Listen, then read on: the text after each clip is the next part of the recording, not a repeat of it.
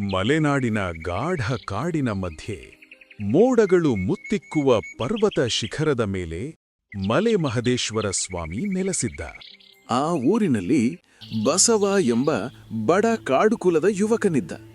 ದಿನವೂ ಕಾಡಿನಲ್ಲಿ ಕಡ್ಡಿ ಕಟ್ಟುತ್ತಾ ಜೀವನ ಸಾಗಿಸುತ್ತಿದ್ದ ಅವನಿಗೆ ದೇವರ ಮೇಲೆ ಅಪಾರ ನಂಬಿಕೆ. ಒಂದು ವರ್ಷ ಭಯಾನಕ ಬರ ಬಂತು. ನೀರು, ಅನ್ನ ಏನೂ ಇರಲಿಲ್ಲ. ಊರಿನವರು ನಿರಾಶೆಯಿಂದ ಊರು ಬಿಡಲು ತೀರ್ಮಾನಿಸಿದರು.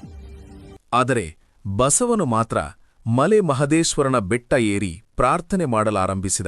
ಸ್ವಾಮಿ, ನಮ್ಮ ಜನರನ್ನು ಕಾಪಾಡು ಎಂದು ಕಣ್ಣೀರಿಟ್ಟು ಬೇಡಿಕೊಂಡ.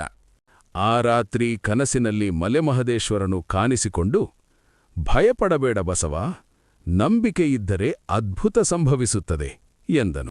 ಮುಂದಿನ ದಿನ ಬೆಟ್ಟದ ಪಾದದಲ್ಲಿ ಒಣನೆಲದಿಂದ ನೀರು ಹರಿಯತೊಡಗಿತು. ಮಳೆ ಸುರಿಯಿತು. ಕಾಡು ಹಸಿರಾಯಿತು. ಊರು ಮತ್ತೆ ಜೀವಂತವಾಯಿತು.